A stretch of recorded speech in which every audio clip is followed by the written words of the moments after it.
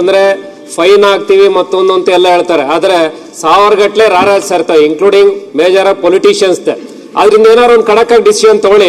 ಅವ್ರು ಹೇಳೋರು ನಮ್ಮ ಸಿದ್ದು ಸಹೋದರ ಖಡಕ್ ಅಂದ್ರೆ ಏನ್ ತಗೊಳ್ಬೇಕು ಹೇಳಿ. ಅಲ್ಲ, ಟೋಟಲ್ ಬ್ಯಾನ್ ಮಾಡ್ಬಿಡಿ ಸರ್, ಖಂಡಿತ ನಮಗೂ ಒಳ್ಳೇದಾಗ್ತದ ಅದು.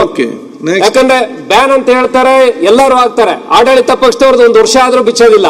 ನಾವು ಏನೋ ಮನ ಮರ್ಯಾದೆ ಹಂಚ್ಕೊಂಡು ಪರ್ಮಿಷನ್ ತಗೊಂಡು ಹಾಕ್ತಿವಿ, ಪಾರ್ಟಿ ಫಂಕ್ಷನ್ ಇರ್ಬೋದು ಮತ್ತೊಂದು. ಆದ್ರೆ ಕೆಲವ್ರದ್ದು 1 ವರ್ಷ ರಿಂಗ್ ರೋಡ್ ಪಕ್ಕ BH ರೋಡ್ ಅಲ್ಲೇ ಇರ್ತದೆ ಸರ್, ಯಾವ್ದು ಆಕ್ಷನ್ ತಗೊಳೋದಿಲ್ಲ.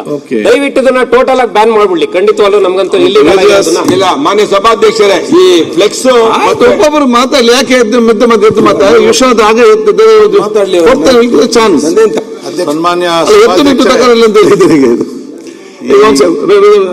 ಅಡ್ವರ್ಟೈಸ್ಮೆಂಟ್ ಅಂತ ಬಹಳ ದಿನದಿಂದ ನಡೆದಂತ ಒಂದು ದೊಡ್ಡ ಲಾಬಿ ಇತ್ತು. ಮೊನ್ನೆ GBA ನಲ್ಲಿ ಅದಕ್ಕೊಂದು ಪಾಲಿಸಿ ತಗೊಂಡ್ಬಂದವ್ರೆ. ಅದರಲ್ಲಿ ಇಷ್ಟಿಷ್ಟು ಮೀಟರ್ ಇರಬೇಕು, ಇಷ್ಟೇ ಆಗಲೇ ಇರಬೇಕು. ಅದು ಸರಿ ಐತೆ, ಅದನ್ನು ಸ್ವಾಗತ ಮಾಡ್ತೀವಿ. ಸರ್ಕಾರಕ್ಕೂ ಕೂಡ ಆದಾಯ ಬರ್ತದೆ.